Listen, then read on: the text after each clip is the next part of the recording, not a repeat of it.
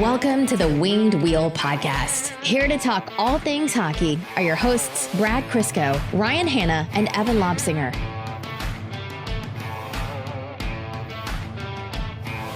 You both alive? No. Yes. Evan, the audience will be happy to hear that you are indeed here. Whenever you're gone for an episode now, they've assumed that you've either quit or died, which may happen at the same time, actually. Yeah. Yeah, I'm back. You sound thrilled. Well, it's just a Sunday night, I haven't worked since Tuesday. Sunday scaries are kicking in. I don't know what's awaiting me in my inbox, so, just another day. Yeah, you told us you were going for a cross-country skiing trip, but actually you were taking a jet ski over to Lake Tahoe. Yeah, I'm actually gritty if you looked closely enough.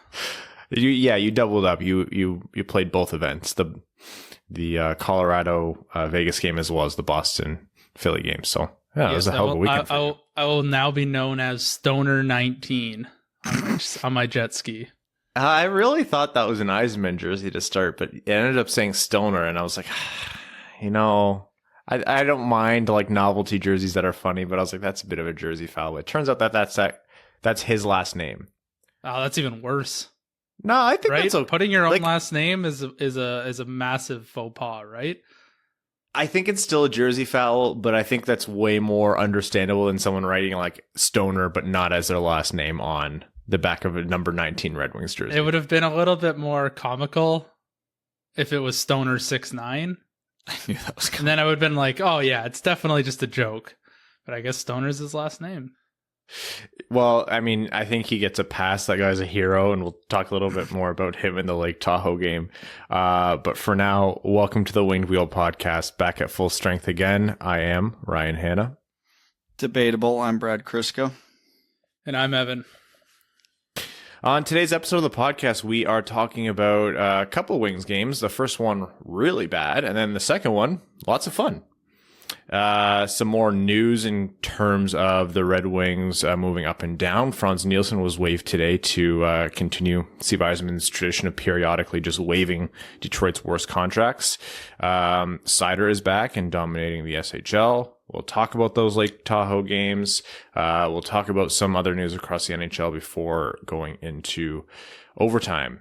But first and foremost, we want to take some time to acknowledge the passing of longtime Red Wings masseur Sergey Chekmarev, otherwise known as Chica.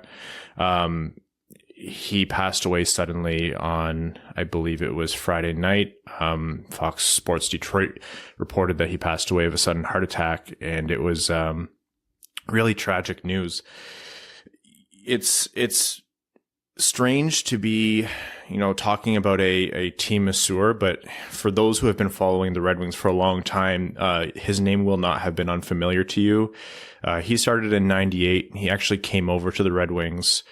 He used to work for the Red Army team, the Soviet Union team, and he came over to the Red Wings in Detroit. I believe it was Larionov who actually brought him over, and he'd been a mainstay of the organization ever since.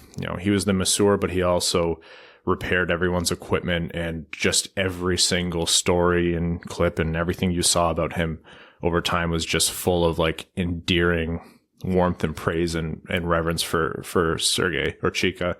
And it's, man, watching that Blashill presser where he announced it after the game, just, that was a gut punch. That was extremely, extremely tough. And I mean, credit to Jeff for coming out and, letting everyone know. And that can't have been an easy press conference to have. But condolences to Chica's family and the entire Red Wings organization.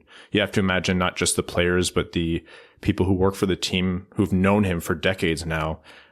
They're hurting. So our thoughts go out to his family and the organization. So just wanted to take the time to recognize Chica. Yeah, one of the true glue guys of the Red Wings organization. Every organization has their unsung heroes. And it's a shame Chica didn't get his moment in the spotlight until this circumstance. But seeing the Red Wings reaction, the organization, the players' reactions, I mean, he might have been unsung in the public, but clearly not in the background because he was well loved. Yeah, and you know what it brought like kind of a wry smile to your face was when you would hear everyone talking about him, Ken and Mick talking about him, and there's obviously sadness in their voices, but Ken doing his impression of Chica's hello, like you could tell the amount of happiness that guy must have brought to the room when they were able to recount those memories with such happiness and laughter. And yeah, it has to be an incredibly tough time. And, just anyhow, happy that he was able to positively affect so many lives. And it seems like the team and everyone are doing a really good job of celebrating his legacy. So, again, our thoughts and prayers go out to his family and the team. Okay. The game that Friday night. So Brad, actually Evan, when you were gone, Brad and I had the episode where we talked about the two Chicago games where they were both pretty close losses, essentially both 1-goal losses. And we were talking about how, the Red Wings power play sucked and the scoring output wasn't really there, but 5-on-5, they were keeping up and they were keeping up with the team they should have kept up with. And they were difficult to play against. And it was actually decent by Red Wings standard hockey.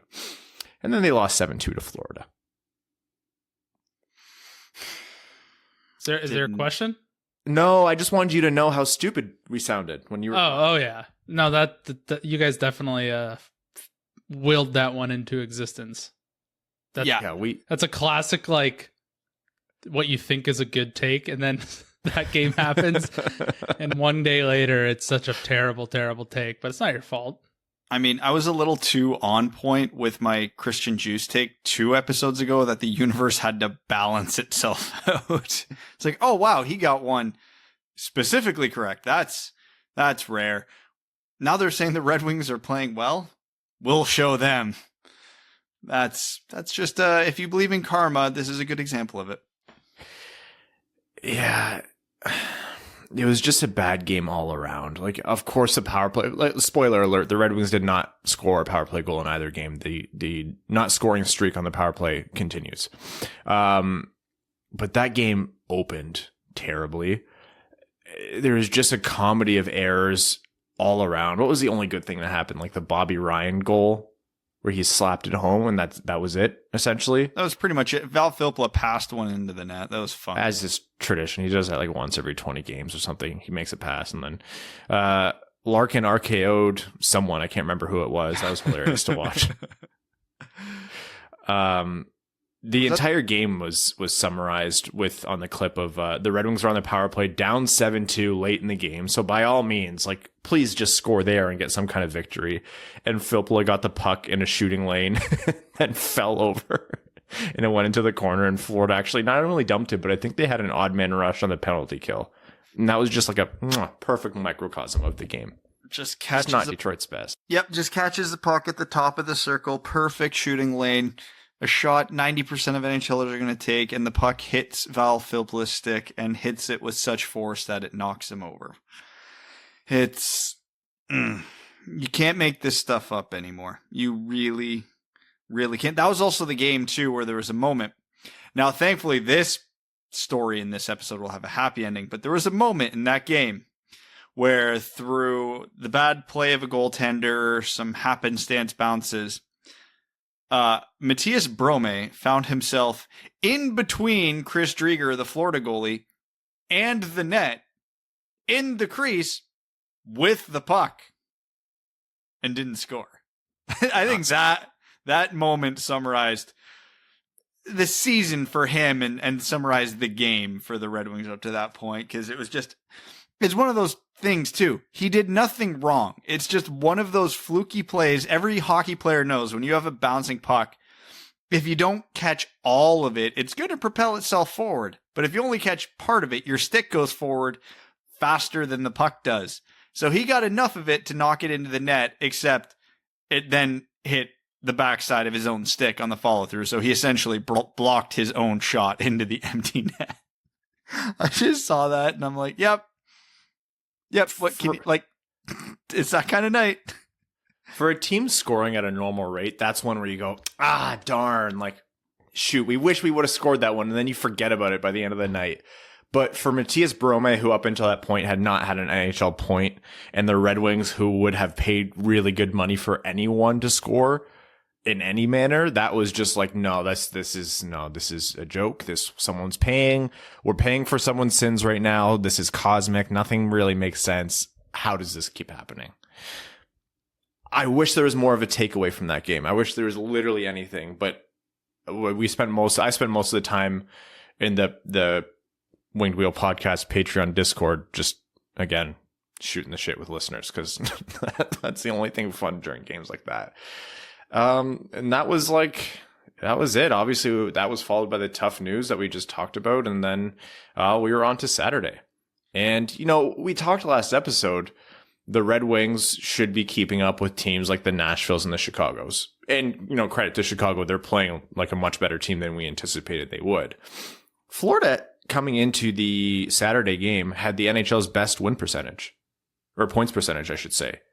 So by all rights, they were the best team in the NHL playing the second worst team in the Red Wings. I think Ottawa was still behind them in points percentage, which is why this Saturday game, despite like a really, poor start, that was a huge win. That was a very, very important victory for the Red Wings. I thought, like, especially considering how that game unfolded, emotionally with how chippy it got, like that was a really, really big win for Detroit.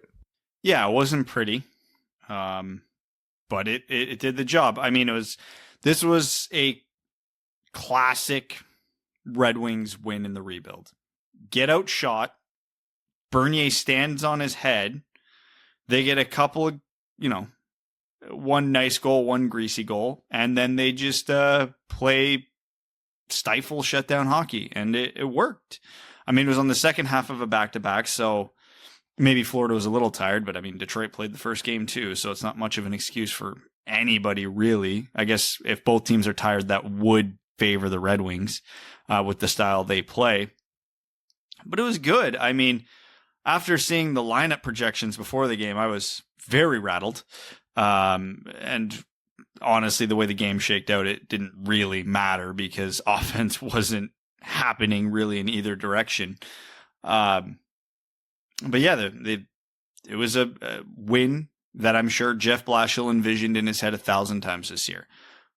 We're going to clog the middle. We're going to play conservatively. They kind of toned down the aggressiveness again this game, which makes sense after you get pummeled for 7 goals. Hey, maybe let's put that focus back to defense. And it worked. I mean, it could have worked better with some offense, but it worked. It doesn't matter. W is a W is a W with an absolute snipe from Patrick Nemeth. You think Philip Zadina saw Nemeth took that shot and he broke his stick in half on the bench? Okay, let's be honest. Nemeth is probably getting a lot more space and room there because he's not a known shooter. They're not going to collapse on him like they do a Mantha or Zadina. But wow, when Nemeth shot that, I was like, no, that looked like a clean snipe. Like it must have hit someone somewhere. I think Brome was in front actually for that shot. I was like, oh, did it hit Brome? And you looked and you're like, no, Nemeth just picked that corner. What the hell? It wasn't even that Patrick Nemeth unleashed that shot. It was an offensive goal the Red Wings scored on a set play. I don't think we've seen that this year. What happened at the beginning of that set play, Brad? Glendening wins the draw, as he does more than anybody else in the league, yet he's only got 3 points all season. It's almost like the two don't relate to each other. But either way, clean win. Juice walks into it, pulls the forward to him, passes to Nemeth, who's pinching on the other side, because obviously in that scenario, that's where the open lanes are going to be, and the Red Wings used it, and it worked. I almost fainted. I'm like, that's the first time I think I've seen them have any set play in the offensive zone work since the home opener against Dallas in 2019. Like, it was beautiful. That was, it just worked out that well. And, we joke about the Glendening face-off percentage thing. First of all, it's literally all that's spoken about every broadcast. And I get why. You don't have a lot of good things to talk about on this Red Wings team. So when you have a real one, You don't shut up about it because you need to fill the air with something substantial and positive. So like anytime we rip on it, it's mostly kidding. Like I love Glenny. I think he works hard. I love what he brings to the team. But want to hear the comparison that came to my mind after that goal too? Being good at something is good. Obvious statements are obvious. So Luke Glendening being good at faceoffs is good for the Detroit Red Wings. And I think everybody would be happy if Luke Glendening was just good at faceoffs. But because his faceoffs are put on such a high pedestal in the broadcast and on Twitter and any Red Wings media, and I get it, they have to grasp at straws for positives. I get it. It doesn't make it any less annoying, but I get it. It makes it like you just get sick of hearing it. So it's objectively a good thing for what it does. And then when you factor in really how largely irrelevant faceoffs are in the overall outcome of a game, because almost every analytic will show that faceoffs don't have that dramatic of an effect. So it's a small positive, but we're really good at that small positive, and we blow it up to the point where it is just annoying to hear about. Luke Glendening's faceoffs are the action equivalent of Darren Helm. Because Darren Helm,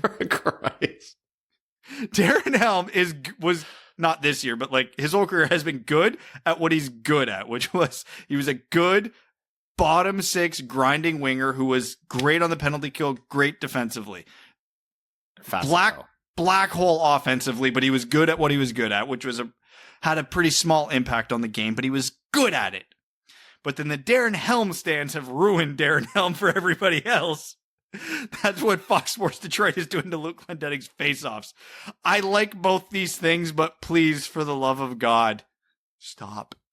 My tinfoil hat theory, Fox Sports Detroit met with the team and said, hey, here's our two best trade pieces, Luke Glendening, and believe it or not, Mark Stahl. We're going to need you to pump both their tires all year. And I'll tell you, the Mark Stahl trade rumors do not stop. A lot of broadcasters, mostly from, national broadcasters who maybe don't have more granular knowledge team to team, they keep talking about Mark Stahl being a potential deadline mover.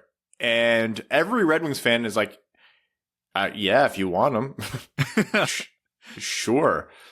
Like, would you take a fourth? Like, yeah, I guess we could make a fourth work. Yeah, twist my arm. Why don't you? It's amazing. It's like they didn't see that the Rangers gave the Red Wings a second round pick just to take Mark Stahl at the beginning of the year. They probably just saw a second round pick and Mark Stahl and just assumed that the Red Wings sent the Rangers a second round pick for Mark Stahl. And they're like, oh yeah, that makes sense. And now they're like, he's an asset. Now, that being said, contract has a lot to do with that. If the Red Wings retain half and you're getting Mark Stahl at $2.7 million, it's still terrible. What are these people thinking? Hey, we'll take it. And which is funny because when I say this game had a disastrous start, it was a penalty kill that Detroit was on, and Florida scored, as they do.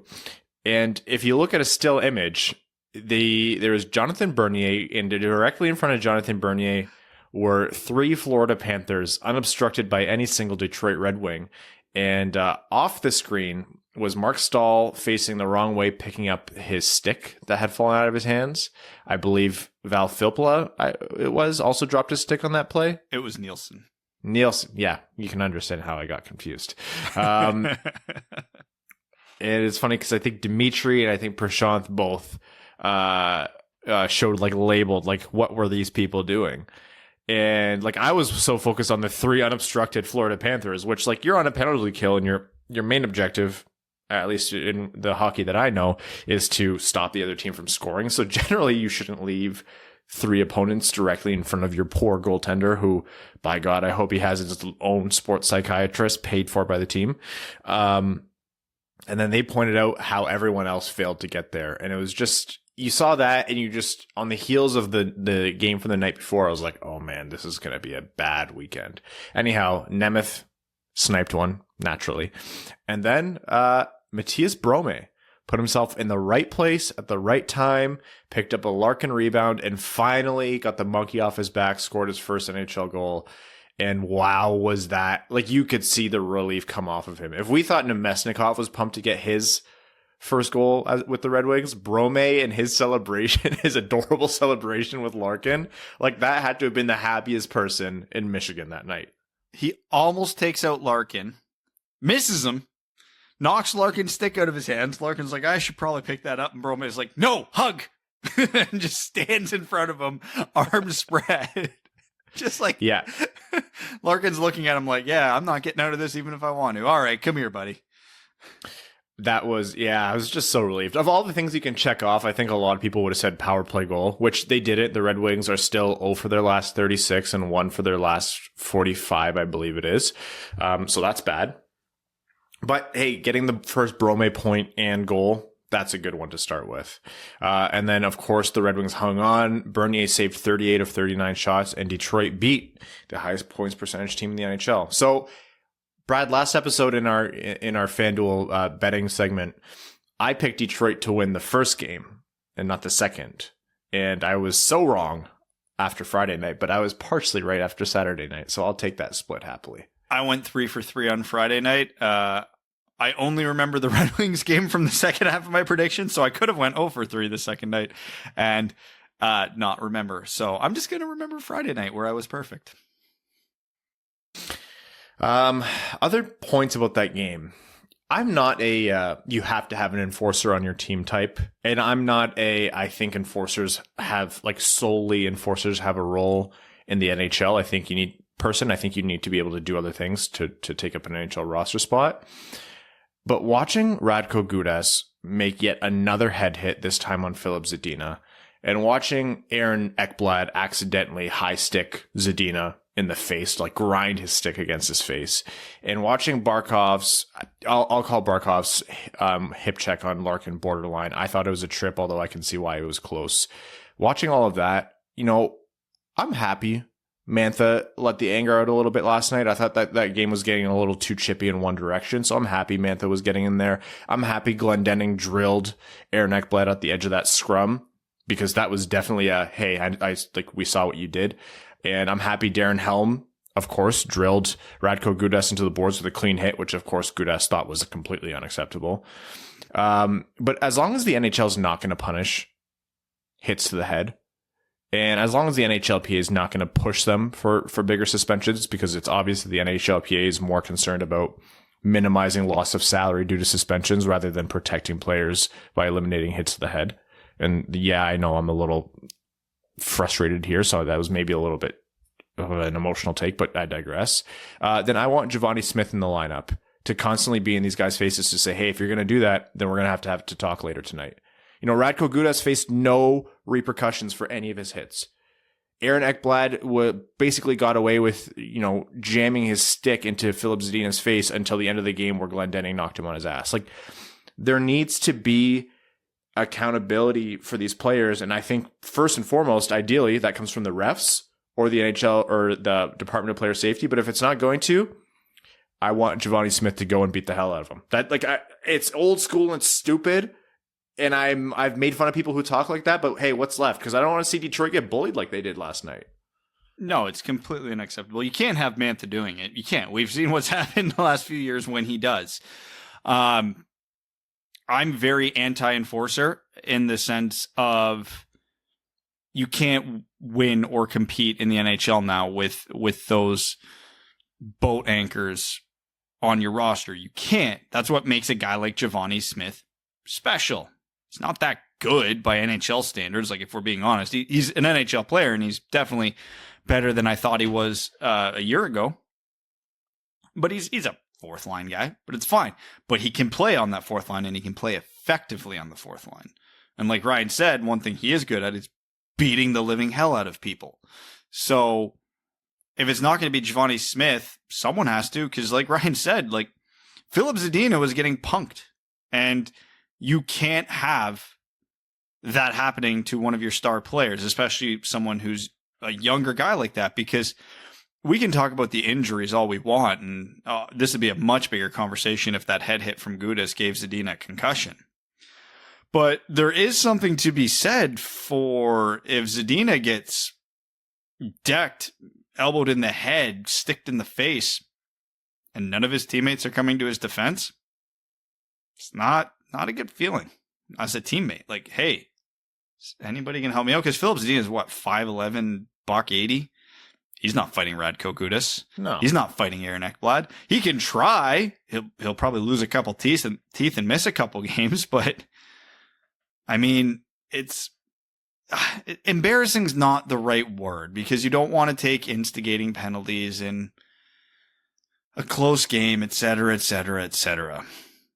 But it's disheartening, especially for Zadina, because if Gudas, like Ryan said, if Gudas is getting free reign on this, the refs aren't calling it, the NHLPA is not calling it, and he's not getting his teeth caved in when he does it, why the hell would he stop?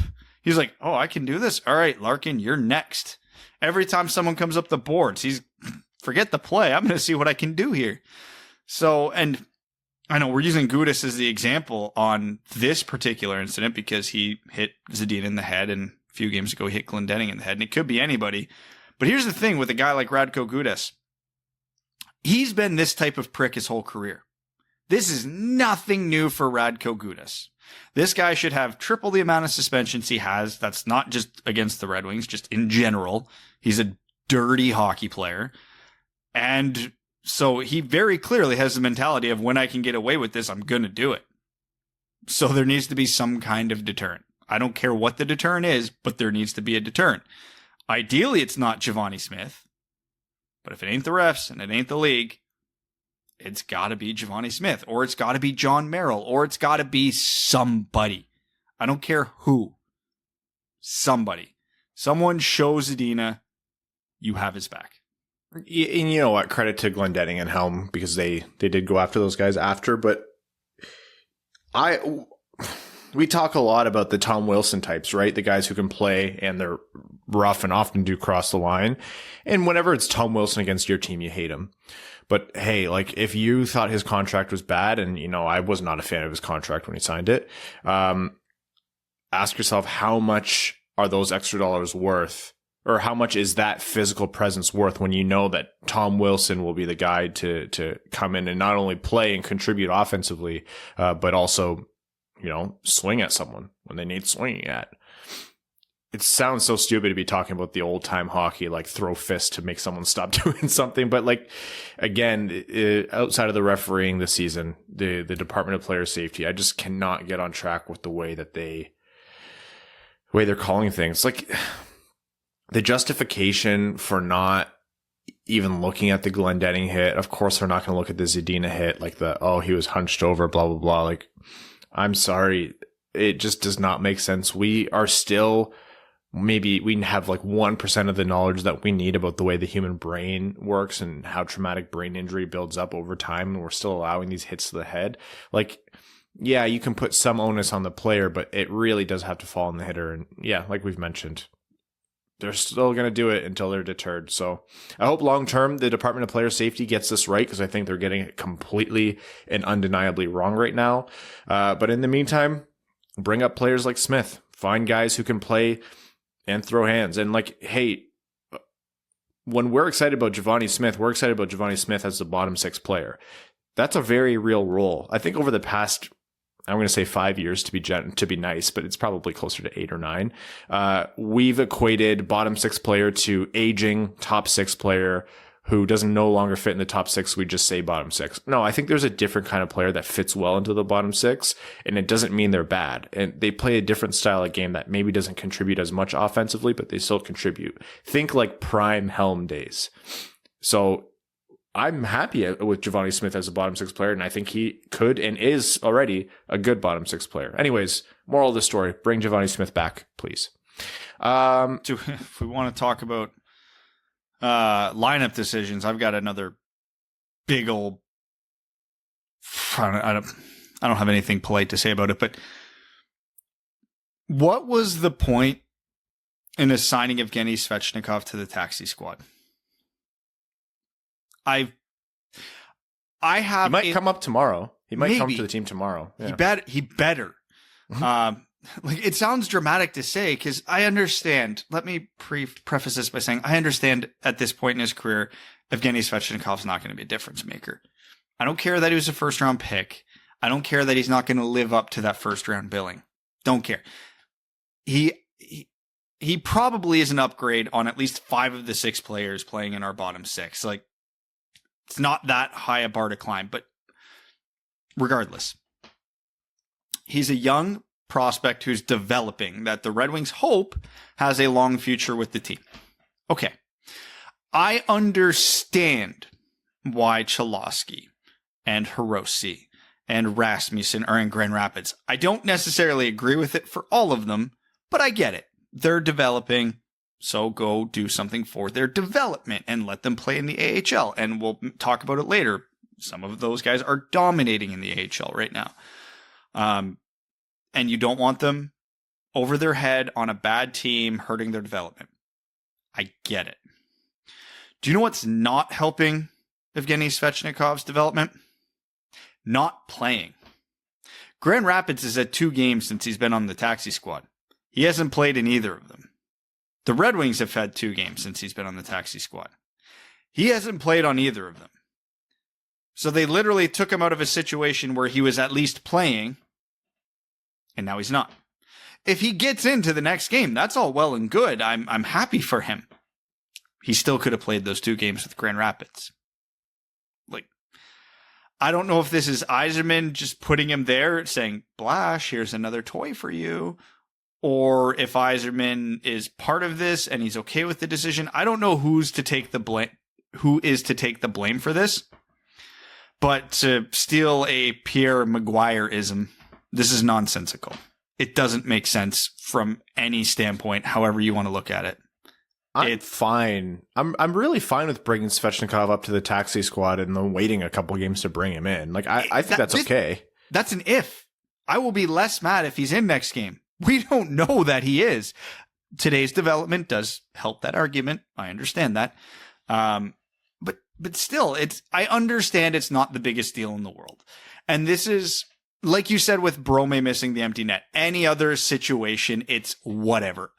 23 or a 24-year-old prospect missing 2 games would not rattle me 99 out of 100 times. Except we've seen this type of crap with the Red Wings over and over and over again for the last 5 years. It just happens on repeat that I know this isn't going to be the last instance of it. We could go back through 3 years of mishandling of Dennis Cholowski and his up and down yo-yoing between Grand Rapids and Detroit and healthy scratches and yada, yada, yada. We could do that with Michael Rasmussen. We can do that with Taro Hirose over and over and over again. Giovanni Smith this season at points. It's just, eventually you have to have a plan, and it doesn't feel like they do.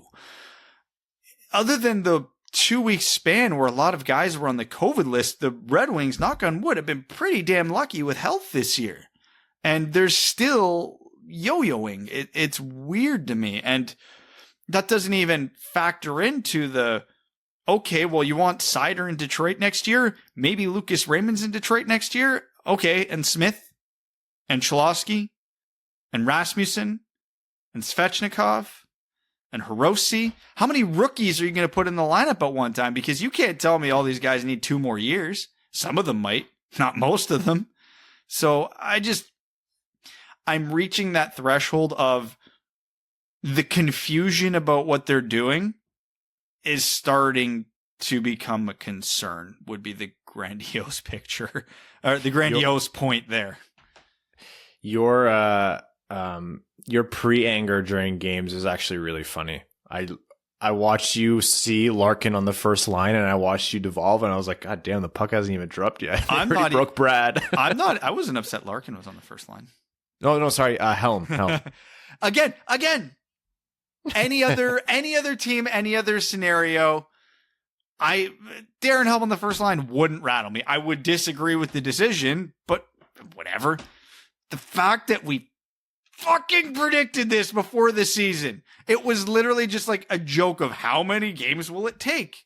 Well, about a third of the season. That's all it took, because we knew it would come to this for no good reason. And they did it. It didn't work. I mean, that line produced one goal, and that was when Helm was on the bench and Brome scored it. Whatever, it's fine. Again, in a bubble, that decision is fine. But the fact it happens so often, the fact it never works, never produces the desired result, and the fact that in our sarcastic anger before the season, we predicted it, is why it sets me off. It's all the context and not the actual bubble of the event. Like the isolated event, yeah. Well, okay, so it's Sunday right now. It's Sunday night. And Frans Nielsen was waived a few hours ago. Well, maybe more than a few hours ago. He was waived earlier this afternoon, which was, I think it was a week after Danny DeKeyser was waived. So same thing. Big contract, guy underperforming. Yzerman's like, we need roster players, or we need players up in the roster. Maybe Evgeny Svechnikov. And we're going to send down someone who, A, we know is not going to get claimed, and B, if they did, okay, great, thank you. Which it's not, okay, it's a less than 0.001% chance Frans Nielsen gets claimed, so just accept that right now. He's going to get sent down to the AHL, but what they'll do is assign him, much like Danny DeKeyser, to the taxi squad, so he still is physically with the team, and they'll bring him back up. But it's just a risk-free waiver process, so they have the time to bring someone else up. Is this to get, someone else up there? Is it, let's just say hypothetically Biega, despite the fact that I know Biega's actually up. Biega's up right now, right? Yep. Yeah. Well, I think he was assigned to the taxi squad today with Brome, Yeah, it's like the money move. But if it's one of those, then that's fine. But my first thought when they sent down Nielsen was like, okay, they know that it's been 6 years since they've drafted Evgeny Svechnikov in the first round. They know that if they are going to have this guy on the team full time, he needs NHL reps, and they need to see what they have in him. I really truly believe this needs to be the year Svechnikov breaks through. Then they had to make the move to bring him up. No, is Nielsen deserving of a roster spot? No, of course not. Not on, I think, any NHL team this year at all. But the Red Wings don't really have much else. If you're Jeff Blashill, a lot of fans would clamor for a lot of the young guys who have outperformed him. But hey, there's only so much screaming into the void we can do before we run out of airtime. You can understand why I think it's a big move, and it signifies them making that space for a Svechnikov type when they waive Nielsen. That's what I think is happening. The beauty of recording this now is we'll know in 12 hours whether I was right or not, something like that. The next game's on Tuesday against Nashville at 7:30, so we'll see who's up by then.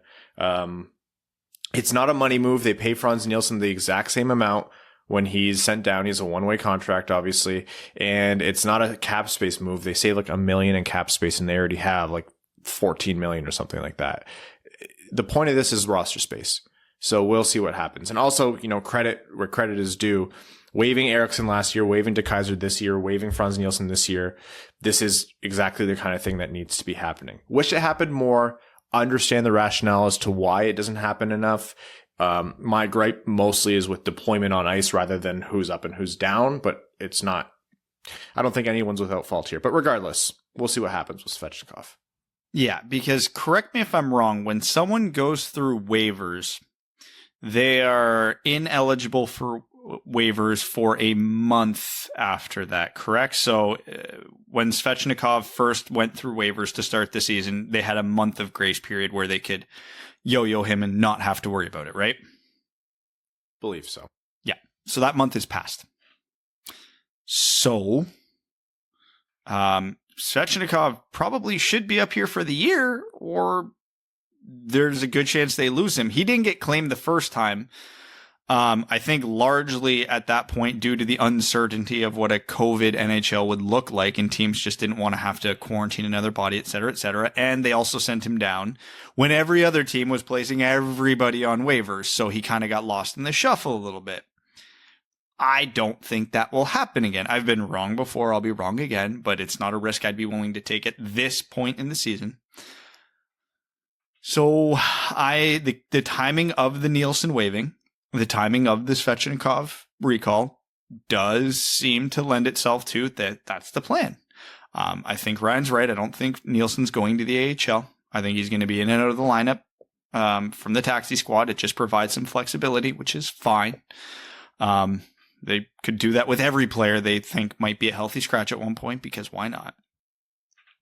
My biggest concern with this, honestly, is that weird quote Jeff Blashill gave about Svechnikov when he got recalled, where he's like, well, I'd like to give him an opportunity, but, and I'm paraphrasing, of course, but not all that sarcastically, surprisingly. I'm going to give him an opportunity when someone gives me a reason to give him an opportunity, meaning he's not getting in the lineup until someone needs to be pulled from the lineup. And then he literally said, and then he'll get 8 minutes and he's got to do the best with those 8 minutes. Then he gets 9 minutes and he's got to do the best with those 9 minutes. And then he gets 10 minutes and he's got to make do with those 10 minutes. And that's almost verbatim. So we know how this is going to go. Blashill literally mapped it out for us. Whether or not that's the right approach or not, it sounds like that's the plan.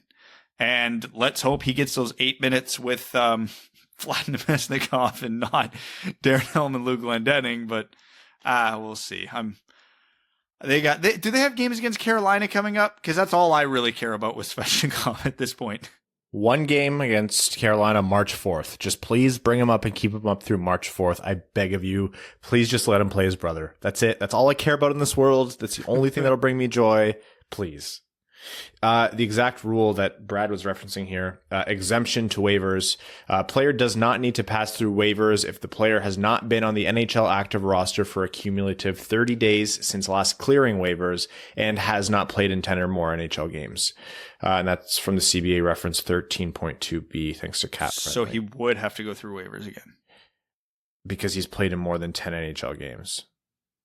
Oh, it's if he's played less than 10, he's still ineligible? I don't know if they mean this season. Anyways. Weird. We'll figure it out. I think anyways. Moving on here. The good news overseas in Europe. Moritz Seider is back. He is dominating. He had a show against Frölunda the other night when Rögle took on Frölunda. Lots of players went after him. There was a lot of reverse hits, most notably Elmer Soderblom tried to hit Seider, and Seider made Elmer Soderblom look like Lucas Raymond. I cannot wait to have that guy in the NHL. I'm 100% confident the strength to run those reverse hits will also carry over. Maybe not the exact same way, but it's just going to be so fun watching him trample people. Terrible news. Lucas Raymond got hurt because we can't have nice things. It seems like there's a fracture in his elbow apparently, and he's going to be out for weeks.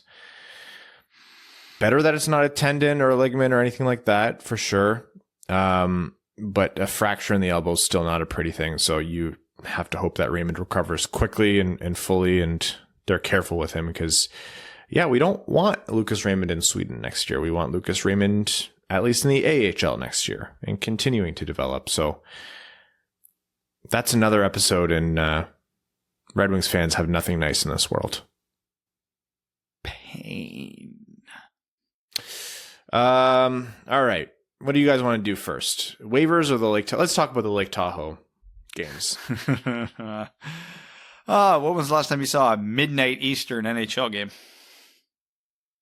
I can't make fun of them. The first thing I did when I saw the game come on, the Colorado Vegas game, I was like, holy shit, that is gorgeous. That is the most picturesque hockey game I've ever seen in my life. I took a million pictures of them playing with the Nordiques jerseys, and I don't like Vegas's reverse retro jerseys, with the mountains in the background. It was cool as hell. I thought the people watching from the water was sweet. All of that was awesome. And so I cannot be the one to criticize them for, not predicting that the sun is hot, which is, new news. It's like they didn't ask anyone from Lake Tahoe or in and around Lake Tahoe, that, what's your elevation like? What's the glare like? I feel like Evan would actually been a great consultant. I feel like this is stuff that snowboarders and skiers know. Oh yeah. The sun's hot. The sun's really Hard-hitting hot. analysis from Evan Lopsinger. Yeah, did you see some of the size of the holes that were developing in the ice? They were chasms. You could have fit small children down in those things. Yeah. Yeah. They needed a cloudy day, that was for sure. it was like a 15-second clip, and in it, like, it was like Mark Stone, a referee, and someone else, and all of them just tripped skating. Like, it wasn't during the play. They were literally gliding around between whistles, and all of them fell over. And I was like, oh man, someone's going to break their neck. They cannot come out and play on this ice. Yeah, I was watching the beginning, the intro, and all that, because I was actually kind of excited to see it for all the reasons Ryan mentioned. And then I watched warm-ups and everything. I'm like, oh my God, they nailed this. This is amazing. It was everything that they advertised it to be. The beautiful scenery, like the visuals were outstanding. And towards the end of that period, I'm watching it going, this is unplayable. And it's weird. On the broadcast, they barely mentioned the delays because maybe I just missed it, but during the intermission, I was just screwing around on my phone and then playing with the kids. So I was listening, but I wasn't listening. And then I'm like, it's been like 30 minutes. What's happening? And then so I had to go to Twitter to figure out why they weren't playing.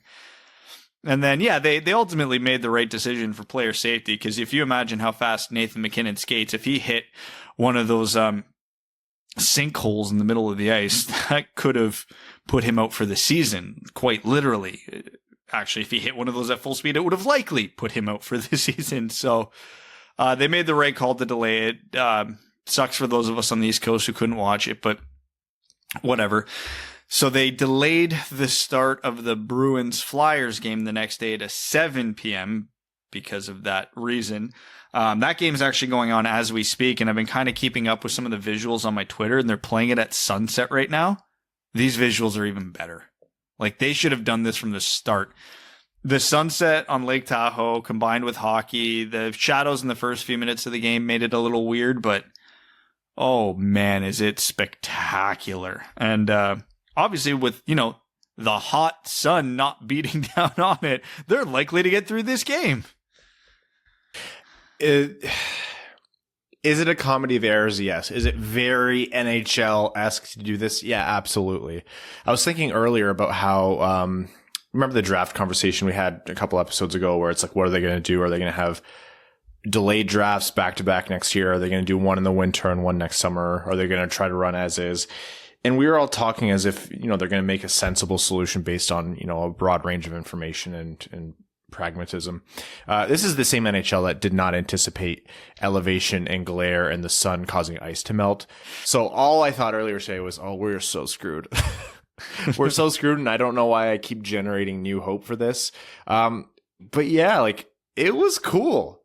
It was cool. They adjusted on the fly. Was it a total, cock up? Yeah, absolutely. For sure, they could have done way better. I'm not going to present this as one of those times where we say, it actually wasn't as bad as people are saying. They're just taking it too hard on the NHL. No, this is a logistics thing that should have been figured out. But I will say the idea was cool. The execution at the start was cool. And as long as, the rest of the evening game went well, which it seemed like it did after a 9-hour wait, that's the longest minor penalty I think Mark Stone will ever serve. I believe it was Mark Stone. And the Boston Philly game goes well, then yeah, awesome. Good for them. Just do it, but try to do it smarter and better next time if at all possible. But hey, the spirit of the thing was there. The spirit of that event was on a Sea-Doo with a cooler. That guy. Okay. So he tweeted, he was like, hey, that's me. And by all rights, I think it's him. So if anyone knows him or you're actually listening to the podcast, please reach out and just offer the smallest amount of proof that it's actually you and not just someone who changed their name. Because I would like to send you some, Winged Wheel podcast gear and something for making all of our days. Because I'm not kidding when that guy is the best thing to happen to Detroit all year. I tweeted it out, but yeah, when I saw him ripping on the Sea-Doo with the flag, all I could hear in my head was the soundtrack of "There Goes My Hero." It's this game all about Vegas and Colorado, and the entire broadcast was focused on the people who paddled up, and every shot had a big Red Wings flag. It was amazing. He's sitting there bobbing in his Sea-Doo, flag flying, beer in his hand, cooler. That was a top about 5. The jersey foul. It gets all the credit in the world. That was a top 5 moment of the Red Wings season, and the Red Wings weren't even playing. Someone joked before, like when he first, they saw the flag in the distance before it really made the broadcast, and someone joked, they're like, "Oh, there's Evan," and I was like, I think it was Topher on Twitter, and I was like, "Oh yeah, that's Evan." And then when we saw the close up of them with like the shades, the jet ski, the Red Wings flag, the cooler, I'm like, I think that's maybe actually Evan. Has he confirmed that he's actually where he says he is? Because I think that's him right there. Yeah, that would have been nice. I would have gladly taken a trip to Lake Tahoe instead of Collingwood. Have you been to Lake Tahoe? No, but it is on the bucket list. Isn't that like a rite of passage for people like you? Yeah, there's a very long list, and I've only hit 2 of them, so it's down the list, but it's on there. What's the obscure state where Brad and I use it to reference like a random state that no one thinks about, and you're like, oh, no, they have great snowboarding. Wyoming or something? Jackson Hole, Wyoming. Jackson Hole is a fake city name. Much like a fake Florida Panthers scored against Detroit the other night, Jackson Hole, Wyoming is a fake place that you tell us just to avoid having to talk to me and Brad for a couple episodes. I think last time I checked, Jackson Hole had the highest land sale price in America, and it was like $70 million just for a plot of land. What? Is this like the billionaires? Oh, yeah, it's the billionaire cowboys area, yeah. It's like ski bums and celebrities bump shoulders in Jackson, Wyoming. So that's where all the oil money ends up. Yeah. Brad, we live on a different planet than this guy. You know that, right? We live in a different reality than this guy. Yeah, I'm not the one buying those things, but it was funny walking by the real estate board, and everything had a lot more commas than I was used to. A lot of the YouTube comments we get are, if people on air don't hear Evan's voice for a long time, they just kind of forget that he exists, which, I can understand. But on YouTube, Evan's face is there, and they see him looking at his other screen, and they're like, what's he doing? I'm like, okay, quite honestly, half the time he's messaging us in our group chat or looking up things relevant to what we're talking about, like stats and stuff, so we can bring it up. But I like to guess as to what he's doing with the other half of the time, and I think it's narrowed down to day trading or like trading like fine art, like $1 billion art pieces, or like land plots in Jackson Hole, Wyoming. It is real estate, that's for sure. Anyway. Ryan, I said it as a joke, but I think we need to do my Patreon idea. I think we do too, because at this point he's a meme. Okay, so I'll ask if the listeners want us to do this. So I was bored and tired, and my brain went to weird places. So I thought, hey, we haven't done anything on Patreon, like a Patreon exclusive anything in a couple weeks. What can we do? And I'm like, oh, Evan, we should get Evan involved. Evan should do an AMA on our Patreon for the patrons. And then I kept going to their home, like, you know what'd be funnier? We post an Ask Me Anything of Evan, but Ryan and I answer all the questions for Evan, how we think Evan would answer them. That'd be fun. We should all actually answer for each other. I answer how I think Brad will. Brad answers for Evan, and Evan answers for me. It's like we'll get like a little twister board, and we'll go around. Okay, this time I'm going to answer it as myself or as one of you two. I'm not interested in being roasted by Evan, though. Like, he cuts deep when he does it. He doesn't do it a lot, but he really does cut deep when he does it. I know. That's why I wanted to do it for Evan. There could be 37 questions, and we'd be able to answer them all with roughly 42 words. Yeah, truly a man of efficiency. Anyhow, the takeaway from Lake Tahoe, I hope the NHL keeps doing cool, weird shit like this. I wish the execution will get better, but hey, I'm not going to, hang my hat on that. Last point I want to talk about here. Adam Henrique, there was a whole thing about him being on waivers because a player of his caliber on waivers. Should we pick him up? 3 years left at 5.25 or something. Anyways, he cleared waivers. So there's that. If Anaheim wants to, offer an asset for someone to take his contract, then yeah, by all means. But otherwise, he's cleared, and no one's taking that money. Think of it as a Frans Nielsen thing. Waivers are essentially risk-free this year, even more so than they already were. The North Division. What the hell is happening? Connor McDavid has 37 points already. Austin Matthews has 18 goals. He has played 18 games. Pardon me. that division is, I don't even want to call it the Thunderdome. It's like everything. It's like a triple XP weekend for your favorite video game. It was, I really enjoyed that warning, vulgar joke coming, where there was that 15-minute moment on Twitter after the Leafs game where Austin Matthews had his 3 or 4 points, whatever it was. And then Leafs Twitter's like, will Austin Matthews catch Connor McDavid for the scoring race? And then McDavid's game started. And then McDavid dropped his on the table and said, no, mine's bigger. Was it 3? It was a 5-point game with a hat trick. His goal with like at near full speed, kicking the puck to his stick across, like with his skates crossed, flying down the wing. And then I whenever he does this, I actually just like, I throw my phone and I'm like, I won't see anything better than this today. I'm going to bed. His no look shot, his looking off the goalie, and he doesn't even look back last second, which when a shooter does that, he looks back last second with barely a half-second glance at the net before firing it. I'm like, oh man, that is a shooter right there. That is someone with serious shooting skill. Connor McDavid didn't even turn his head back. He shot the puck looking at his line mate. He scored without looking in hockey. In a hockey game, in a professional hockey game. Don't forget, that guy's a freak. Don't forget, he turned his body, so he was technically skating backwards when he did that, too. Like, come on. Come on. I think it's very easy for people to underrate Austin Matthews, and I know that sounds silly, but it's easy for people to underrate Austin Matthews because of it's very easy to laugh at Toronto's woes, which, hey, I take part in that. And the focus for Toronto is often about their failures rather than their successes. I think Matthews was and continues to be one of the best players in the world.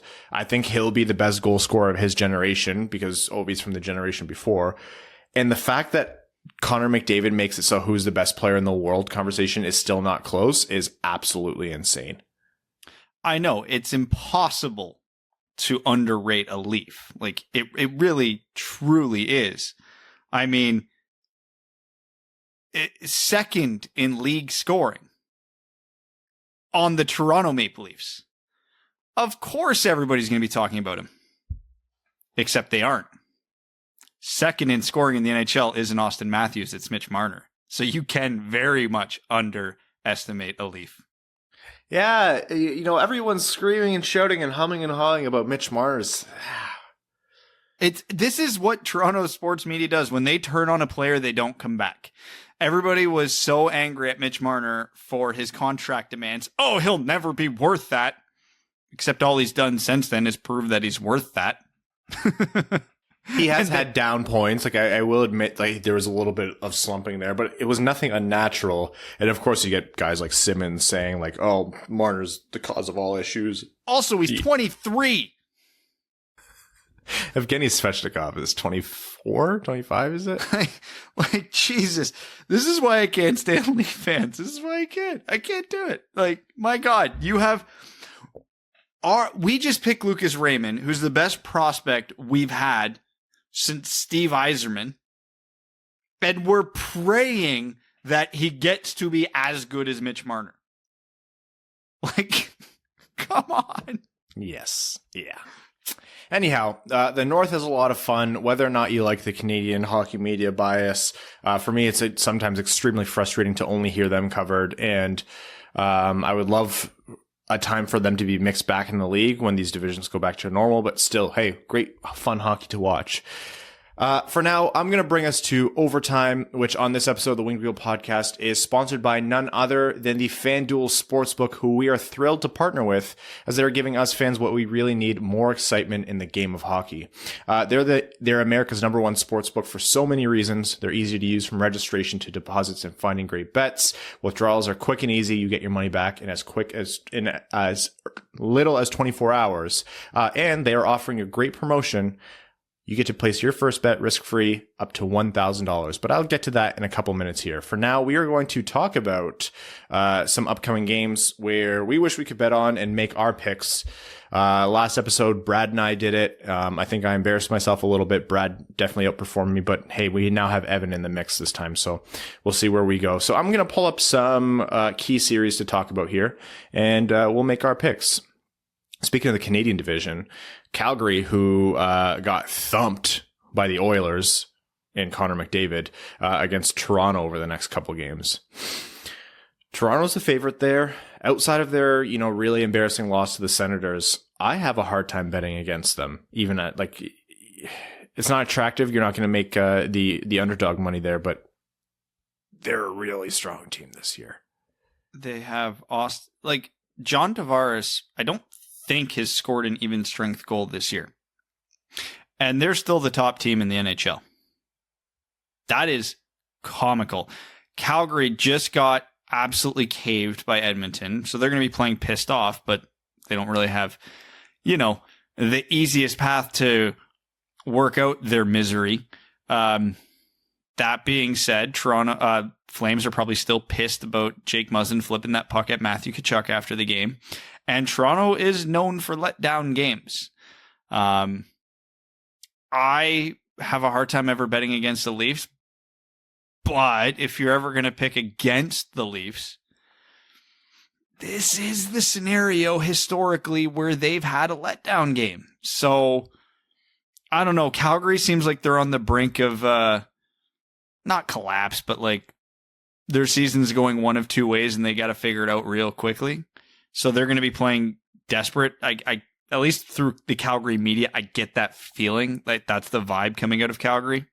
So I don't know. I think the makings are there to actually have a pretty good underdog bet here. Evan, what do you take? There's two games. I'm going to take Toronto for the sweep. It looks like, Brad, you're saying a split there. I'm saying split with Calgary in the first. Yeah, with how hot Toronto is right now, it's so hard to bet against them, but you never know with a motivated group like Calgary is trying to get back on the right side of the path. I like the split as well. I don't know. Do you guys talk about over-unders as well? Have you been? We haven't gone so far as over-under. We're starting off with just the money line for now. Okay. You want to do over-under? I think the over-under is set at 6.5 for the first game. Okay, 6.5. And the Leafs are playing, right? Yeah. Over. I'm taking the under. I think I'll take the over too. We'll see who's right. Okay, what's another fun series? All right, Tampa Bay, Carolina. I think it's just always fun when you have a league leader like Tampa Bay and a team that frustrates Brad like Carolina. I'm taking the under all day with that. When your goaltender is Vasilevsky, I'm taking the under. There's going to be 3 goals scored in that game. I'm going to ask a really dumb question, and this is going to give it because I rely on Ryan for the lines here. Who's the dog? I believe the dog in this bet would be Carolina. Okay, I'm taking Carolina then because they are actually first place in the Central Division right now. They have overtaken Florida. So, I mean, they've already taken one from Tampa. They're playing hot. I don't know who or what an Alex Nedeljkovic is, but this might be their new Cam Ward. He's a goalie and yet he's still going to score a hat trick against the Red Wings. Let's just get that out of the way. Yeah, honestly, if he doesn't have a shutout yet, he will. But yeah, Carolina is 12-3-1. Vinny Trocheck is near the league leaders, like the top of the scoring leaderboard. Their defense is outstanding. We've said for years now, the only thing holding back Carolina is their goaltending. And every now and then we see that what's going on with Chicago right now with Kevin Lankinen, that goalie that comes out of nowhere and then just goes on the heater to end all heaters. If that's Nedeljkovic for the Hurricanes this year, they're a cup favorite. So if they're riding a hot streak in the short term with him, oh, you bet I'm taking them as the dog. Yeah, I'll take the split there. The under as well. The over-under set at 6.5 with the over having a little bit of, or having a better payout there. So smash the under. All right. Well, Evan, you want to make your pick for the Tampa Carolina? Yeah, if you're looking at betting odds and not, applying logic too much to it, I'm taking Carolina as well. Yeah, I'd split them. I don't like picking anyone to sweep Tampa Bay, so I think we all agree. Pick your game that you think Carolina is going to win and go with that one. I mean, parlay on Carolina for 2 games probably pay pretty nicely. Yeah, actually, you know what? That's not bad. All right, one more series. Quick, with Vegas as the underdog for Monday's game against Colorado, and over 5.5 as the under. Sorry, the over under set at 5.5, and the better payout being the over. What do you say there? I have Philip Grubauer as my fantasy goalie, so I'm going to pick the under by a mile. I am going with the over, and I am going with Colorado. Yeah, I'm going to take Colorado here, and I'm going to go with the under. I'm going to go with the safe under. All right. Colorado's winning. It's going to be with the over. We're going to have to start keeping track. That's actually going to be Evan's job. We're going to start keeping track of our predictions to see who's going to help you make the most money out of all 3 podcast hosts / who's helping you lose the least money. I will apologize to all of you in advance. Listen to everybody but me. No, regardless, we're going to be making more picks in weeks to come. We're going to be mixing up when we make our picks, so stay tuned for that. But for now, make sure you're downloading the FanDuel Sportsbook app to get started with a risk-free bet of up to $1,000. Be sure to sign up with promo code WWP so they know the Winged Wheel podcast sent you. That's FanDuel Sportsbook, promo code WWP. $1,000 risk-free bet. If you win, you keep the cash. If you lose, you'll get up to $1,000 back in site credit. You have to be 21 and older and present in New Jersey, Pennsylvania, Illinois, West Virginia, Indiana, Colorado, Iowa, Tennessee, Virginia, or Michigan. First online real money wager only. Site credit is non-withdrawable and expires in 14 days. Restrictions apply. See sportsbook.fanduel.com for details. If you have a gambling problem, call 1-800-522-4700 in Colorado, 1-800-BETS-OFF in Iowa, 1-800-9-WITH-IT in Indiana, 1-800-GAMBLER in New Jersey, Pennsylvania, Illinois, Virginia, Tennessee Redline 1-800-889-9789. www.1800gambler.net in West Virginia, or call 1-800-270-7117 in Michigan. That's 270-7117. I was going to say I could have a career as a auctioneer, but I messed it up there at the end. So looks like I'm going to be sticking around with the podcast a little longer. Poor bastard. Yep. You're like that high school quarterback was supposed to go D1. Just one too many knee injuries. Yeah. Well, before we get too introspective about my failures in high school, let's jump into Patreon, where we're going to start with their overtime comments before wrapping up the show. Third Man In says, time is a flat circle. Everything we've ever done or will do, we're going to do over and over and over again. Go Wings. Was that Evan or Brad? Well, that was one of you two. Former defenseman Ryan Hanna says Stevie continues to show that he's willing to make tough decisions that Holland wasn't willing to. You'll love to see it. Yeah, I think about that every time it happens. And in my head, I do a little, everyone who's complaining that we were too hard on Holland, here's a reason. But then I don't put that online because I need to exist without angry people in my mentions someday. Then you need to delete Twitter and not run a podcast. Shut up, Brad. No one asked you. I don't remember asking you. Next one's from Pizza Pocket. There's a word in there, which is the synonym for pizza on this show, and everyone keeps trying to trick me into saying it. Who says, I'm high as shit. I love hockey. Go hockey, boys. Thank you. Pizza Pocket. Nate Schwartz says, most obscure jersey I have is a Martin Ferk jersey. If you had to buy an obscure jersey, what would it be? First time comment from a new patron. Nate, welcome, and thank you for supporting the Winged Wheel podcast. An obscure jersey. Oh, we can go down a lot of rabbit holes with this one. I mean, in 5 years, a Bobby Ryan Red Wings jersey will be considered obscure, so that's my pick. I already own one. I've got the Steve Ott jersey. Oh, yeah. That is fair. I'm trying to think, how far back can we go before this is just kind of cheating? Well, not the Gordy jersey, but you have some obscure jerseys, Brad. Not really. Athanasiou might be the most obscure one I have. Don't you have someone like a Colorado or a Dallas player's jersey? Oh, I've got a Louis Eriksson. Yeah, that's pretty. Yes. Epic. Yeah. But if I could buy any obscure Red Wings jersey. I think I have the perfect one for right now. I was thinking about current players, like you said, who in 5 years will be cool. So I'm like, oh, maybe like a Christian Juice jersey.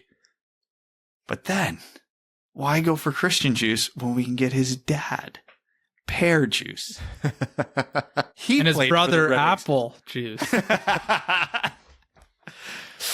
And like, his cousin, Kombucha Juice. What the fuck? We'll put that one in the no pile. Evan wanted to punch me in the face right there. I saw him looking at the screen like, I can't believe I unmuted myself just to hear that. I was trying to make that funny, and I don't know how I can. I definitely said it just to see you guys cringe, but I know I'm going to eat that on Twitter. Oh, point being, I want a Pear Juice jersey. Stevie Langerman says, hey gents, thanks as always for the pod. I love the little delay in last episode's intro where we should have heard the classic, and I'm Evan, before revealing that he wasn't there. I didn't listen, so good job, everyone. Yeah, thanks Evan. Thanks for holding it down for me. For stating the obvious there. Obviously we all feel pretty strongly about Blash, but we also feel pretty strongly about our trust in the Yzer plan. Taking away Blashill bias, would love to hear why he's still the coach from Stevie's point of view as GM based on where we're at in the rebuild. No, the answer here, whether you like it or not, is one of two things. One, Yzerman does not believe that Blashill's been given a fair shot with the players and isn't going to make concrete decisions based on his viewing. And you have to remember, Yzerman's viewing as GM of Blashill is much more short-term than our viewing of Blashill as coach. Obviously, Yzerman knows him better and his coaching style better. He's the GM of the coach. He's a really good GM, but still, I digress. The other option here is that Yzerman doesn't plan on keeping Blashill long-term, but doesn't see the value in getting rid of him mid-season, thinks that when he replaces him, it'll be all the same in the end. And for now, why not just keep the guy to hold the fort up until he can get the coach that he wants and can make a team attractive enough to attract the coach that he wants. I also think there was some part of him that thought he might get John Cooper, but then Tampa Bay won the cup, so obviously John Cooper was going to stay. I think it's more the second one, and I don't entirely disagree as much as it's easy to get frustrated and call for his firing mid-season. If they fired him mid-season, I wouldn't be upset from a fan's perspective or, you know, a lot of perspectives, COVID restrictions aside. But yeah, that's the big and small of it. Tyrone Bigham's brand of Garpar poop nuggets. You guys are fucking weird, man. Since Ryan messed up my name last week, yeah, apparently my brain blocked out the word. I just thought you were saying nuggets because, you know, we're talking about Garpar. If you can get in a promo battle with any celebrity like Dangle did with Edge, who would you choose? Oh, man. Oh, who would be a fun one? So it obviously has to be a Red Wings fan. Oh my God, I would love to go on like a Full House style rant. Like, how fun would it be to get in a promo trash talk off with a member of Full House? Bring on Dave Coulier. Let's go. I will absolutely tear into Uncle Joey. No. The famous Red Wings fans that come to mind are like Jeff Daniels, Kristen Bell, either one of those I would happily get into a public feud with. I think I texted you and Steve. I was like, hey, Steve, just making sure you're in a online feud with WWE wrestler Edge right now. Yeah. I remember getting that text and I was like, what did I miss? Dylan Stubenrauk, says, I saw Damir Zafyarov was being targeted by the Wings and Hawks for next season. What do you guys think of this? And why would he even consider coming to Detroit, where a player like Brome has struggled as compared to the Hawks, where guys in a similar situation have had good success? Well, the short answer is there really isn't one. Chicago would be a better situation for him right now, but you probably get more ice time in Detroit, except for our coach doesn't usually abide by giving the new guys ice time, but I digress. And I don't know a damn thing about him, so I'm not all uppity about it just yet. La Plata Peak says, I love that the Wings were able to stand up to peer pressure and just say no to wearing the reverse retro / house league practice sweaters on Saturday. If they never wear them, I think we'll be better off. On the flip side, I love the uniforms both Vegas and Colorado put out there. It's too bad they played at 1 a.m. Eastern and the people who could have been drawn to the NHL were either asleep or getting hammered. like I said, the spirit of the thing was there. Yeah. And are the Red Wings the only team that haven't worn their reverse retros yet? Like, well, there's teams who haven't worn them yet, but I think they're definitely Anaheim hasn't. Anaheim hasn't. And that one's actually kind of pissing me off. A lot of teams are really leaning into them, and it's fun. Imagine what it would have been like if Detroit actually tried having some fun with this. I have to admit, watching Florida play in their reverse retros, I was like, all right, I'll say it. Make these their primaries. Well, I still don't love the logo. I still think it's a bottom tier logo. I think the over stylized Panthers bad, but the jersey overall is nice. So good for them. Your opinion on that is so bad, it actually got Rowan and I to agree on something. Look at me, bringing the world together. Speaking of which, next comment is from former WOAA cut player Brad Crisco. Hello. Good day, Dud Duds. As alluded to above, good things happen when we get top line Darren Helm. Let's review. Mantha stocks are up as he looked better with Helm on that line. Helm graciously let Brome take his place to score his first NHL goal. Bernier stocks up with 38 out of 39 saves. Gudas gets drilled into the board with an elite forecheck. Wings win and Nielsen gets waived. Noted hater and all-around not nice guy, Brad is probably having an aneurysm. However, this is irrefutable proof that Helm is the glue that holds it all together and allowed the Wings to extend their winning streak to one game. Jersey time in 3 parts. All of you pick an NHL team that you hate the most. Hate the most? Toronto. Toronto. Love to hate Toronto. Evan. Montreal. Ooh, spicy answer. Honorable mention to the Bruins. Okay, now pick the jersey from that franchise you have to own. The Toronto St. Pat's. Yeah, I'll take a St. Pat's Marner jersey. Those green and white jerseys are elite. Darren Helm levels of elite. Just for you, Rohan. Green and white is a elite jersey color scheme. Evan's trying to think of which Habs jersey he wants. They've changed it. I don't know anything about their jerseys. That blue and white and red barber pole monstrosity they had like 10 years ago. Oh, yes. I actually do recall them wearing that. That's what Evan picks. We're picking for him. Andrew Bohan says, a question for my dear sweet Dub Dub boys. Are any of you surprised that the NHL was so bad at arranging things that an outdoor game had to have an 8-hour intermission between the first and second? Yeah, no. Like I said, not at all. Very on brand. Vincent Saladino says, I get that this is pretty early to start thinking about it, but I was looking at the free agent class of 2021. One name got my attention, Philip Deneau. He's roughly a half point per game player, great two-way guy, good face-offs, and he'll be 28 this offseason. He would be a good second-line center for the time being, which is important because we need to be more competitive next year, and also someone other than Larkin who can center Raymond. Early to speculate, but just want to know your thoughts, or if there's other guys that would be good. Keep up the good work, as always. Stop giving too much money in term to defensive specialists. We don't score. If we're overpaying for a center in upcoming free agency, it's Ryan Nugent-Hopkins, not Philip Deneau. He's a good player, but Jesus Christ, we have enough of him. Just not as good as him, to be fair. Evan, please don't leave me alone with him again. I beg of you. I apologize. He's so angry this year. I have no trips planned at this point, so if anything happens, it'll be spur of the moment. Have you been watching the Red Wings this year, Ryan? Yeah, it's been great. They won last game. Yeah, that was fun. That was fun. We won't talk about anything other than that. Anyways, Jake Nagy says watching Cale Makar's skating and creative ability on the blue line is insane. Got me thinking about how nice it would be to pair someone like that with Cider. Which defensive prospect for 2021 do you think has the highest offensive ceiling? Ooh, because this isn't really the big offensive defenseman class. I'm going to say Brant Clark with an honorable mention to Luke Hughes. I'm still scared of Hughes, and I admittedly have not done my in-depth analysis on next year's class yet, but I just worry too much that there's a want for Luke to be Quinn. He's not Quinn. They don't play the same style, but separating that, Luke has grown on me a lot this year. Like maybe in my top 5 grown on me. The actual Terry says, yes, Brad, of course I was listening. Ryan, if you think the tree bucket bit is old, why don't you explain to your listeners who I am? Legend of North Bay, renowned hockey podcast expert, and generally speaking better than everyone else. Terry. Yeah, a little bit of background. Someone tweeted at us once. It was just a weird, nonsensical take of like, is this a movie podcast?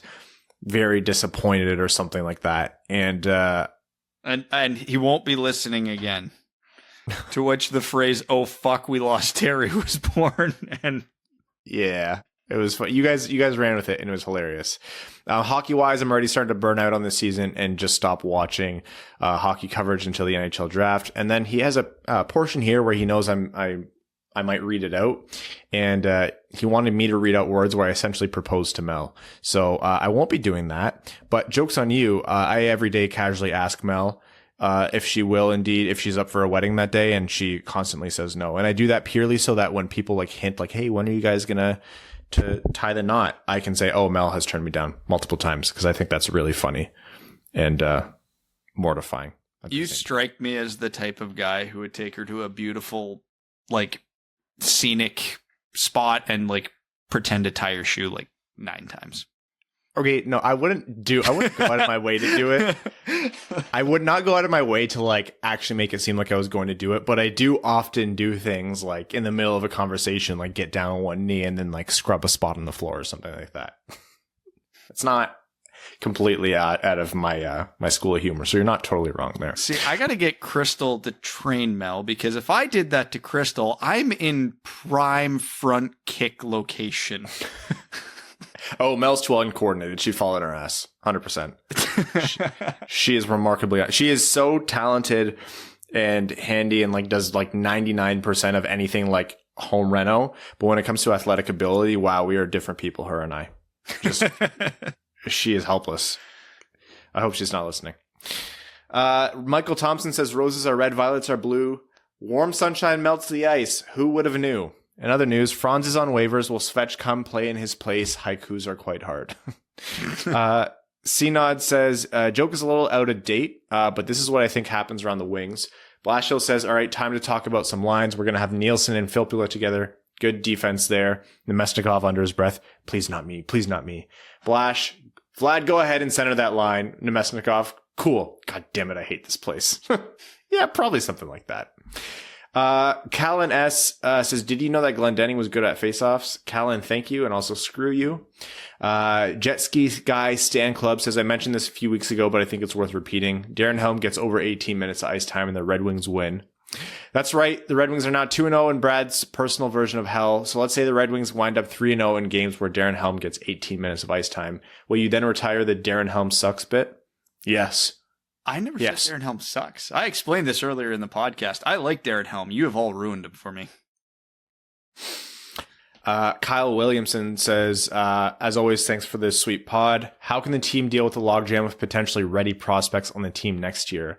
We've been frustrated about Hirose, Rasmussen, etc. Now just add Cholowski, Cider, Veleno, and Berggren. More frustrations incoming? Yeah, there's going to be a lot of guys in Grand Rapids that the majority of the fan base, us included, are probably going to be upset are still there.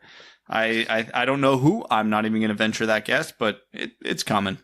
Veleno's a great candidate for that. Berggren's a great candidate for that. Don't know who on the defensive side. Better not be Cholowski at that point, but we'll see. Will Schober says, hey boys, been listening to the pod since the early days and just recently started with Patreon. Will, thank you for your support and thank you for tuning in for all these years. So you know I've finally made it big. Why is it that even when the Red Wings win, it's painfully boring to watch? Now I already know the answer. Just wanted Brad to think about Blashill's low event suffocating strategy that hopes for stellar goaltending, boring teams into a Red Wings win. Second question is, do you think Holland and company running the 2019 draft would have taken Cider? I think, yeah, because Cider was the pick from the Holland era draft crew. Like, Yzerman didn't start changing the amateur scouting department until after the draft. You know, he came in April, like mid-April, and the draft was a couple months later. So, yeah, I think it's likely. Maybe Yzerman like said, yeah, you take Cider over, you know, Zegras or whoever else, but I think it would have happened anyways. Trevor Zegras got recalled today, by the way. Just an aside. I am excited to watch him. Notice how the one team in the league who scores less than the Red Wings recalled an offensive player? Weird. The Caminator says Brome for All-Star. That is all. Jonathan R. Reinbold says not enough defensemen playing enough games to protect the right people. No problem. We'll play 7 defensemen a night. Also, hilarious moment of the game was at one point they showed the face-off stats right before an O-zone draw. The Wings won the face-off straight between the defensemen and back to their own zone. They won it too good. Mike Lennox says, hey guys, question is, why is the ice so bad at the LCA? It's sharing the arena with the Pistons, and it's still a new building. I'm sure the ice managers are still learning the nuances and the quirks of that arena. Like, it's almost a living, breathing thing, and it's 10 times harder to do when you have NBA games being played on it every other night or whatever it is. So, by the way, went to the game on Friday. Very weird to be at the LCA and be one of 200 fans. It's like a beer league game. Can't wait for everyone to be back. As always, let's go Wings. Lars, the prophet of the towering behemoth, says, hey guys, is it me or have the refs completely stopped reffing anything but taps on the gloves? Vicious hits and cross-checks go unpunished more often than not. It's like they want to roll back to the 90s hockey when it comes to brutality. How is it possible that Gudas gets away with this? Do you see Derek Forbert manhandling Höglander? Has there been some shift in what to call, or are the referees just worse than ever? I don't know what to make of this year. It's easy for stuff like this to get lost in the shuffle of a pandemic, but everything comes top down, so this could just be a Department of Player Safety thing. Hey, if you're not calling headshots, don't call headshots. So I really don't know. The cross-checking is my big pet peeve with the refs right now. Like, if we're going to call light taps on the hand because that's technically a slash, why is a guy like, I don't know, Patrick Hornqvist allowed to stand in front of the net and receive 37 consecutive cross-checks from a defenseman and none of them get called? So, I don't know. It's stupid. I have a tea delivery coming in right now, actually. AJ Voss says, thank you. That's not what AJ Voss said. That's what I said to Mel bringing me my tea. AJ Voss says, how would you all feel about firing just Dan Bylsma? Whole coaching staff is basically impossible right now because of the quarantine, so why not fire the guy who's responsible for the power play? They've already done the shuffling of the assistants. I'm not interested in it. If you get rid of one, you get rid of them all. I'm sure there might be a situation where Bylsma takes over, but nah, not for me. Yeah, that would just be weird for everybody involved to have like a replacement come in who's not part of the OG crew. Like, it's bad vibes. Conrad Lincoln, the Black Lumberjack, says, longtime fan, I've been a Patreon member for more than a year. As your resident Black Seattleite Patreon member, are we going to get any Winged Wheel podcast do-rags or wave caps in the future? If not, will Brad wear a do-rag for an entire episode if I send it to him? If you send it to him and send him an instructional video on how to put it on, I'm not sure if he'll do it. Let me actually look at our merch vendor to see if that's something that we can put together, because I think that'd be cool. That would be it's super like Prison cool. Mike from The Office. Oh my God, the Dementors. And would I do that? No, my hair is a problem. You see this? I don't need to make this worse. You just know someone will clip a picture from these YouTube clips and put it on Twitter, and then it's no longer yours. I've already had to change my Facebook and Instagram to private because of this podcast. So yeah, I don't need more stupid pictures of me out in the internet. It's Prison Brad. Conrad, are you going to stay a Red Wings fan, or are you going to like split support with Seattle? Because I don't know, it'd be hard for me. Like not me, but like if I was someone who lived in Seattle, that'd be tough. So respect to you for staying a Red Wings fan. A night in with Ryan Hanna says, wait, we're allowed to win and we're not last or even second last at the time of writing this. This power play though is like the movie Kazam, just terrible thing that no one should have to witness. Also, Brad, best place to send a card to get graded. Looked into, what is it? Modern Cards, BGS, Vintage, PSA. Michael Barry says, what's your craziest off-the-ice change you have for the NHL? Mine is an 8-team expansion to Europe, while also moving Florida Panthers to Europe and the Coyotes. So 10 out of 40 teams in the NHL in Europe. Oh, God, kill me. I would hate that. I'm sorry, Michael, but that's not for me. There's one I got to put a little more thought into, but I've seen it creep into the ethos. Tighter salary cap, but no draft. Every prospect is a free agent. I hate the no draft. It's not. I love the draft too much, like just as an event to get rid of it. But I'm thinking of like, how do you balance the NHL and like enough of the draft lottery garbage and rewarding teams that don't necessarily deserve it? Let teams bid on the prospects. If you get it wrong, you're screwing yourself. But if you get it right, like when Shane Wright comes out, if Detroit goes, what's the max contract and get 7 years? All right, Shane, 7 by 7. We'll give it to you right now. Go. Like you can take that gamble or you could not. So it could be fun. It's like in the States when all the high school kids commit to colleges. It's just everybody's at a table with all the hats lined up. I would love an event like that. So I haven't really formed an opinion on whether or not I'm for or against that, but it's an interesting notion and it would create chaos, which I am usually a fan of. I like, I'm not sure how the MLS salary cap is completely structured, but they have designated player designation, and those players don't count against the cap. I would be potentially interested in that. I haven't, thought about all of the scenarios, but it could definitely help teams load up or help teams at the bottom throw a whole bunch of cash at players to try and bring them up a little bit. My crazy idea, and this is genuinely crazy, I think it would get laughed out of most rooms. No ELCs past the age of 20 years old, or at all, even if you want to take it too far. Start literally at age 20, players, no more ELC restrictions. You sign them to full contracts, and also move RFA rights to end way sooner than they already do. Players peak at their athletic prime from 24 to 26. That is their true athletic prime. We're watching prime McDavid right now. He'll still be out of this world where we can't even comprehend for years to come, but this is probably peak athletic McDavid. Adjust salary so that matches, and make it harder for teams to construct your teams. You're going to see guys move around a lot more, and you're going to see teams make some hard decisions a lot more. GMs would kill me for even suggesting this. Agents would love it. How about this? We get rid of all salary contracts, and people just make money based on all of the statistics that are collected, and that's how much they get paid. Face-off percentage only.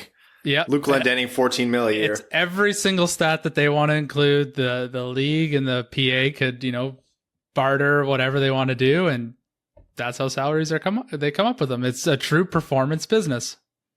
I would like to see salary be attached to percentage of cap versus flat number, because then that means as league revenues go up, a Connor McDavid's revenue goes up, and it would make contract terms much more, I think it would get shortened, because now if you sign a guy to $7 million for 7 years, but the cap's going to go up in 4 years. Yeah, those last 3 years, he might not be great, but he's only going to be making X against the cap.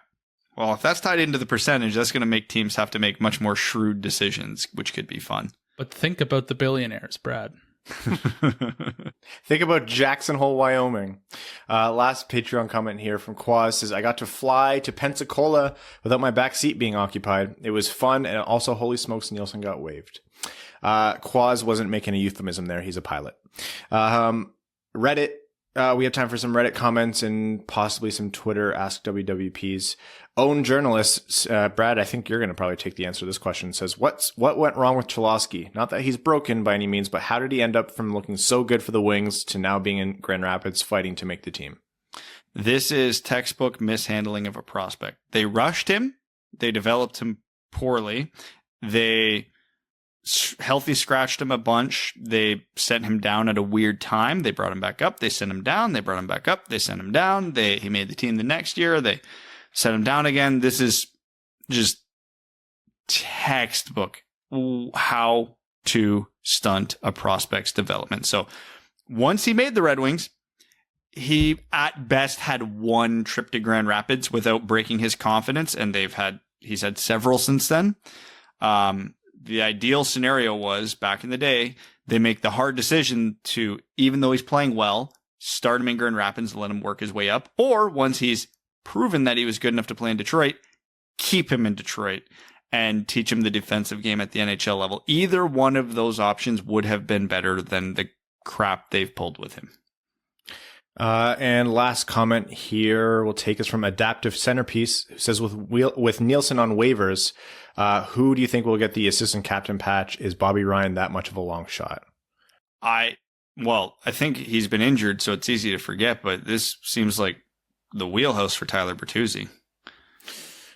If he's back, which he's not even skating yet. Honestly, they've since recalled Danny DeKeyser, and so the boring answer might be Danny DeKeyser. I'd love for it to be Bobby, though. Yeah, Bobby would be cool. If someone gets the interim A, yeah, any of them really matters. But like, if this is a long-term thing, it's Bertuzzi. Maybe Hronek. I could see Hronek. He is the defenseman they lean on the most. Conrad, I can't stop thinking about Brad desperately trying to follow along your Durag instructional videos, and that inevitably he'll end up looking like Prison Mike, as Evan said. So I appreciate that visual so much. And with that, we're going to wrap up this episode of the Winged Wheel podcast. Thank you all so much for listening.